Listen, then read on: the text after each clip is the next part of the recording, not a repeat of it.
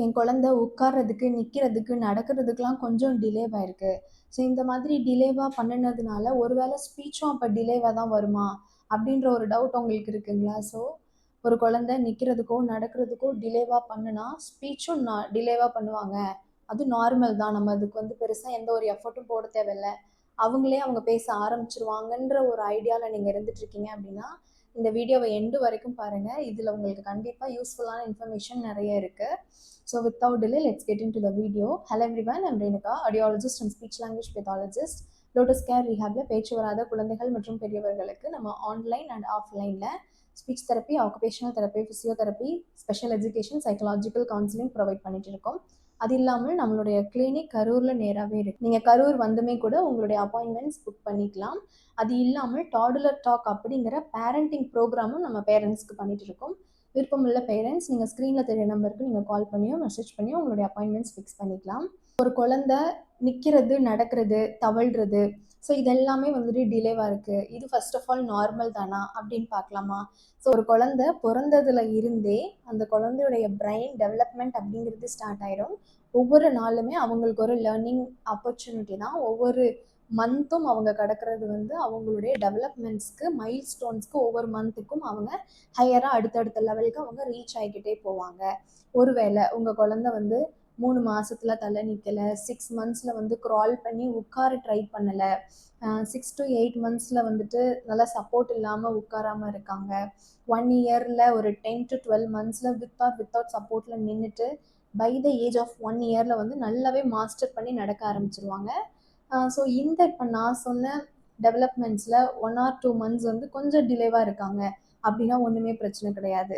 ஒருவேளை 3 மந்த்ஸில் தலை நிற்காம, 6 மந்த்ஸில் உட்காந்து அடுத்து க்ரால் பண்ண ஆரம்பிக்காம, 1 இயரில் வந்துட்டு வித் ஆர் வித்தவுட் சப்போர்ட்டில் நடக்கிறதுக்கு ஆரம்பிக்காமல் இருக்கிறாங்க அப்படின்னா, உங்கள் குழந்தையுடைய பிரெயின் டெவலப்மெண்ட் ப்ராசஸில் கொஞ்சம் டிலே இருக்குன்னு தான் அர்த்தம். ஸோ இது வந்து கிராஸ் மோட்டார் டிலே அப்படின்னு வந்து சொல்லுவோம். ஸோ தலை நிற்கிறதா இருக்கட்டும், குப்புற கவிழ்றது, திரும்பி பார்க்குறது, க்ராலிங் பண்ணுறது, நிற்கிறது, நடக்கிறது, ஜம்ப் பண்ணுறது, இது எல்லாமே வந்துட்டு கிராஸ் மோட்டார் ஸ்கில்ஸ். காரணம் நம்மளுடைய உடம்புல இருக்கக்கூடிய லார்ஜ் குரூப் ஆஃப் மசிலுடைய இன்வால்வ்மெண்ட் வந்து இருக்கிறதுனால இந்த மூமெண்ட்ஸ் எல்லாமே நம்மளுடைய பிரெயின்ல இருந்து கோஆர்டினேட் பண்ணி நம்மளுடைய ஃபங்க்ஷனுக்கு தேவையான மாதிரி நம்மளுடைய ஆக்டிவிட்டீஸ் அப்படிங்கிறது, மூமெண்ட்ஸ் அப்படிங்கிறது க்ரோ ஆகுது, மாறுபடுது.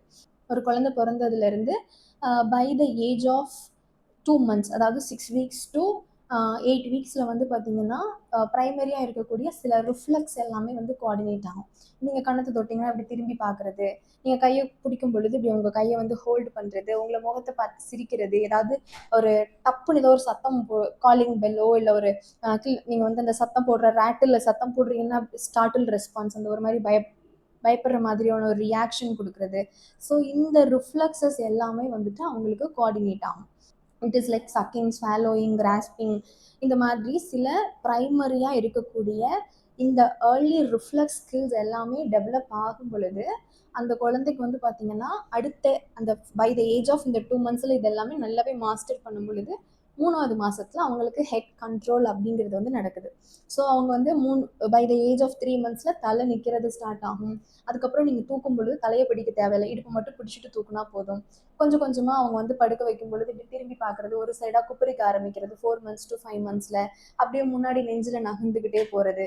பை த ஏஜ் ஆஃப் 6 மந்த்ஸில் நகர்ந்துக்கிட்டே அப்படியே மண்டி எந்திரிச்சு உட்கார ட்ரை பண்ணுற மாதிரி ட்ரை பண்ணுறது. நீங்கள் உட்கார வச்சிங்கன்னா எதையாவது பிடிச்சிக்கிட்டு உட்கார்றது. ஒரு 6 மந்த்ஸ் கம்ப்ளீட் ஆனதுக்கப்புறம் உட்கார ஆரம்பிப்பாங்க. பை த ஏஜ் ஆஃப் 8 மந்த்ஸில் நல்லாவே உட்காருவாங்க. உட்காந்துக்கிட்டு அப்படியே தவள ட்ரை பண்ணுறது. பை த ஏஜ் ஆஃப் 10 மந்த்ஸில் நல்லாவே தவழ்ந்து முன்னாடி ஃபார்வர்டில் போவாங்க. அப்படியே கொஞ்சம் கொஞ்சமாக அந்த தவழ்கிற ஸ்டேஜ்லேருந்து 10 to 12 மந்த்ஸில் பார்த்தீங்கன்னா அப்படியே பிடிச்சிக்கிட்டே எந்திரிச்சு நிற்கிறது, அப்படியே பிடிச்சிக்கிட்டே ஸ்டெப்பு வைக்கிறது. பை த ஏஜ் ஆஃப் 1 இயரில் வந்து பார்த்தீங்கன்னா நல்லாவே நடப்பாங்க. ஒரு சில குழந்தைங்க 12 to 14 மந்த்ஸில் நடக்கிறதுக்கு அச்சீவ் பண்ணிடுவாங்க. இது ஒரு நார்மலான cross motor skill. So first reflex coordinate ஆகும். இந்த ரிஃப்ளெக்ஸோடு சேர்த்து நமக்கு கிராஸ் மோட்டார் 1 இயரில் அச்சீவ் ஆகும்.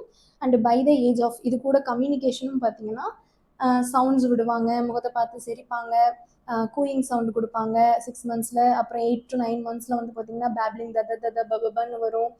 9 மந்த்ஸ்லேருந்து 12 மந்த்ஸில் வந்து பார்த்தீங்கன்னா த த த த தாத்தாவா கிரியேட் ஆகும், ம ம ம ம ப ப ப ப மாமாவா கிரியேட் ஆகும். இந்த மாதிரி பேப்லிங் டு ஒன் வேர்டு லெவலுக்கு, ஒரு மீனிங்ஃபுல்லான ஒன் வேர்டு லெவலுக்கு 12 மந்த்ஸில் ரீச் ஆயிடுவாங்க. ஸோ அப்போ reflex, gross motor and speech அப்படிங்கிறது வந்து பார்த்தீங்கன்னா ஃபைன் மோட்டார். கிராஸ் மோட்டார் அப்படிங்கிறது லார்ஜ் குரூப் ஆஃப் மசில்ஸ் நம்மளுடைய பாடியில் இன்வால்வ் ஆகுங்க. இந்த ஃபைன் மோட்டார் அப்படிங்கிறது small group of muscles which is nothing but நம்மளுடைய finger muscles and oral muscles. இந்த ரெண்டு மசில்ஸ் தான் வந்து பார்த்தீங்கன்னா small group of muscles, that is fine motor ஸ்கில்ஸ்க்கு யூஸ் ஆகிற மசில்ஸ். ஸோ அப்போ reflex, gross motor, fine motor. So by the age of 1 இயர்ல எல்லாருமே சைமல்டேனியஸாகவே வந்துட்டு உங்களுக்கு ப்ராசஸிங் அப்படிங்கிறது நடக்கும். ஏன்னா ஒன்று அச்சீவ் ஆனதுக்கு அப்புறம் தான் இன்னொன்று அச்சீவ் ஆகுங்கிறதுலாம் இல்லை, எல்லாமே சைமல்டேனியஸாக தான் அந்த பிரெயின் வந்து பார்த்தீங்கன்னா ஹையரார்க்கியாக ஸ்டெப் பை ஸ்டெப்பாக ஒவ்வொன்றா அச்சீவ் ஆகிக்கிட்டே வரும். ஸோ 1 இயரில் வந்து பார்த்தீங்கன்னா அந்த குழந்தை நிற்பான், லைட்டாக அப்படியே நடப்பான். 1.5 இயரில் ஓட ஆரம்பிப்பாங்க. அதுக்கப்புறம் ஜம்பிங், ஹாப்பிங் அப்படின்னு சொல்லிட்டு அடுத்த level of higher level of gross motor அங்கிட்ட அப்படியே டெவலப் ஆகும். ஸ்பீச் வந்து பார்த்தீங்கன்னா அம்மா, அப்பா, தாத்தான்னு சொல்ல சொல்ல அம்மா வேணும், அப்பா வேணாம், அங்கே போகலாம், இங்கே வாங்க, எனக்கு வேணும், இந்த மாதிரி வந்து பார்த்தீங்கன்னா ஒன் வேர்ட் அப்படியே க்ரோ ஆகி 2 வேர்ட் அப்படியே ஒரு நார்மல் கம்யூனிகேஷன் 3 வயசில் அப்படியே ஒரு நார்மலாக எக்ஸ்பேண்ட் ஆகிடுங்க. ஸோ இது ஒரு நார்மலான டெவலப்மெண்ட். ஒரு வேளை உங்கள் குழந்தை இதெல்லாமே பண்ணலை, எல்லாமே டிலேவாக இருக்குது, 1 வயசில் நடக்க வேண்டிய குழந்தை 1.5 வயசு 2 வயசு ஆகியுமே நடக்கலை அப்படிங்கிறப்ப கண்டிப்பாக பேச்சுலையுமே அந்த டிலே இருக்கும். 9 மந்த்ஸில் பேபிள் பண்ண வேண்டிய குழந்தை 1.5 வயசில் பேபிள் பண்ணும். 1 வயசில் பேச வேண்டிய குழந்தை 2 வயசில் பேசலாம், இல்லை 3 வயசில் பேசலாம். ஸோ கண்டிப்பாக கிராஸ் மோட்டார், அதாவது ஒரு குழந்தை நிற்கிறது நடக்கிறது டிலேவாக பண்ணும் பொழுது இதோடைய எஃபெக்ட் அப்படிங்கிறது ஸ்பீச்லையுமே இருக்கும். பிகாஸ் இதெல்லாமே தனித்தனி ப்ராசஸ் கிடையாது, எல்லாமே இன்டர் கனெக்டட் ப்ராசஸ் தான் பிரெயினை பொறுத்த வரைக்கும். ஏன்னா கிராஸ் மோட்டார் அப்படிங்கிறது இது டெவலப் ஆனாதான் சைமல்டேனியஸ்லி ஸ்பீச்சுங்கிறது ஏதோ வாயிலிருந்து வரக்கூடிய சவுண்டு மட்டும் கிடையாது. இன்டர்னலாக பார்த்தீங்கன்னா நமக்கு மூளையிலேருந்து வரக்கூடிய இங்கேருந்து ப்ராசஸ் ஆகி போகிறது தான் நமக்கு அவுட்புட்டாக வாய் வழியாக வருது. அப்போ இன்புட் கிடைச்சா தானே அவுட்புட் வரும். ஒரு குழந்தைக்கு வந்து ரிஃப்ளெக்ஸே இன்டிகிரேட் ஆகலை, மோட்டார் டெவலப்மெண்ட்டே கோஆர்டினேட் ஆகலை அப்படிங்கிறப்ப அந்த குழந்தைக்கு எப்படி இன்புட் போகும், அது எப்படி வந்து ஒரு காக்னிஷனாக மாறும், ஒரு அண்டர்ஸ்டாண்டிங்காக மாறும், அண்டர்ஸ்டாண்டிங் வந்து எப்படி ஒரு எக்ஸ்பிரஷனாக வெளியே வரும், யோசிச்சு பாருங்க. ஸோ ஒரு குழந்தைக்கு, எந்த ஒரு குழந்தைக்கு கிராஸ் மோட்டாரில் டிலே இருக்கோ, so they will have impact on speech also. So நீங்கள் வந்துட்டு ஒரு வேளை நிற்கிறது நடக்கிறது எல்லாமே டிலேவாக இருக்குது, அது போல் அவங்க வந்து 2 வயசில் பேச ஆரம்பிச்சிருவாங்கன்னு நீங்கள் வெயிட் அண்ட் சி அப்ரோச் மட்டும் தயவு செஞ்சு யூஸ் பண்ணாதீங்க. ஏன்னா நாங்கள் நிறைய வீடியோஸ்லாம் எங்களை மாதிரி எவ்வளோ தெரப்பிஸ்ட் சொல்கிறது அதுதான், வெயிட் அண்ட் சி அப்ரோச் வந்து அது ஒர்க் அவுட்டே ஆகாது, உங்களுக்கு டைம் வேஸ்ட்டு. ஏஜ் கிராஸ் ஆகி போனதுக்கப்புறம் நம்ம ஏர்லி இன்டர்வென்ஷன் நீங்கள் முன்னாடியே ஐடென்டிஃபை பண்ணிட்டீங்கன்னா அட்லீஸ்ட் நம்ம ஏர்லி இன்டர்வென்ஷனில் நம்ம வந்து நார்மலுக்கு எடுத்துகிட்டு வர முடியும். அந்த ஏர்லி இன்டர்வென்ஷனுக்கான ஸ்டேஜையும் தாண்டி போகும் பொழுது நம்ம எவ்வளோ தெரப்பி பண்ணாலும் இம்ப்ரூவ்மெண்ட் இல்லைங்கிற உங்களுக்கு ஃபீல் தான் உங்களுக்கு கிடைக்கும். ஸோ நீங்கள் ஏர்லியாகவே ஐடென்டிஃபை பண்ணிட்டீங்கன்னா, ஏன்னா யார் எல்லாமே வந்து நம்ம குழந்தையோ டிலேவாக பண்ணிடுமோன்ற கண்ணோட்டத்தில் பார்க்க முடியாது. ஜஸ்ட் 1 or 2 மந்த்ஸ் டிலேவாக பண்ணுறது ஓகே தான். பட் ஒருவேளை ரொம்ப லேகிங்காக இருக்குது அப்படின்னா நீங்கள் வெயிட் பண்ணாமல் நீங்கள் ஏர்லி இன்டர்வென்ஷன் எடுத்துக்கோங்க. அதுதான் ஒரு பெஸ்ட் ஆப்ஷன், அதுதான் ரைட் வேவுமே கூட. ஏன்னா அஸ் அ பேரண்ட்டாக நம்ம குழந்தைக்கு எல்லாமே 100% நல்லா தான் கொடுக்கணும்னு நினைப்போம். பட் இந்த மாதிரி கேசஸில் நம்ம கரெக்டாக பண்ணுறோமான்னு கேட்டால் நோ. ஏன்னா வெயிட் பண்ணலாம், பார்க்கலாம், வந்துடும், அவங்க அப்படி சொன்னாங்க, இவங்க இப்படி சொன்னாங்கன்னு நம்ம எவ்வளவோ நிறைய மித்ஸ் தான் நம்புறோமே தவிர இந்த மாதிரி ப்ராசஸ் போகணுங்கிற ஒரு ஐடியா டக்குன்னு வர மாட்டேங்குது. அதுக்காக தான் importantly cross motor skills achieve ஆகிற குழந்தை வந்து ஸோ ஒரு விஷயத்த வந்து இப்போ உட்காடுறாங்க, தவழ்ந்து போகிறாங்க அப்படின்னா ஒரு டாயை தொடும் பொழுதும், அதை தூக்கும் பொழுதும், ஒரு இடத்துலேருந்து இன்னொரு பொருளை எடுக்கும் பொழுதும், தவழ்ந்து போய் அதை எடுக்கும் பொழுது, நடந்து போய் க்ரால் பண்ணி எடுக்கும் பொழுது, ஸோ அவங்களுடைய சென்சரி சிஸ்டமும் சைமல்டேனியஸாக ப்ராசஸ் ஆகுது, க்ரோ ஆகுது. ஸோ ஒரு விஷயத்தை இப்படி தொடும் பொழுது அதில் இருக்கிற டெக்ஸ்சர்ஸ் வந்து அவங்க ஃபீல் பண்ணுறாங்க.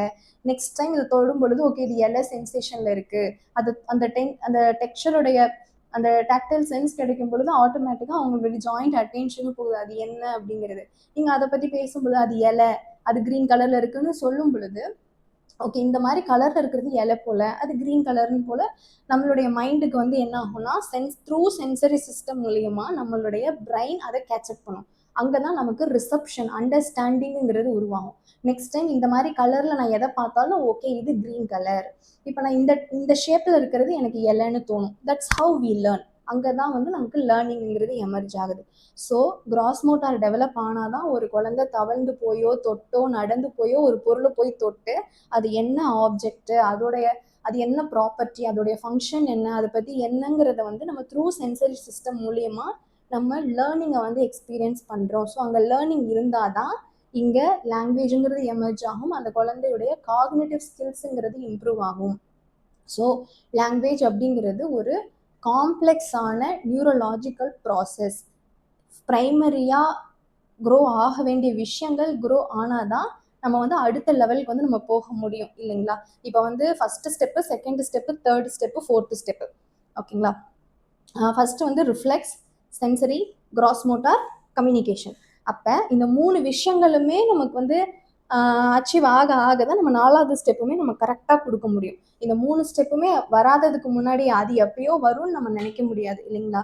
ஸோ என்ன டிலே இருக்கோ, என்ன லேக் இருக்கோ நீங்கள் கரெக்டாக ஐடென்டிஃபை பண்ணினீங்க அப்படின்னா உங்கள் குழந்தை இந்த ஸ்பீச் டிலேல இருந்து ப்ரிவெண்ட் பண்ணி நீங்கள் கண்டிப்பாக உங்கள் குழந்தைய பேசவும் வைக்க முடியும், நிற்க வைக்க முடியும், நடக்க வைக்க முடியும், ஓட வைக்க முடியும்.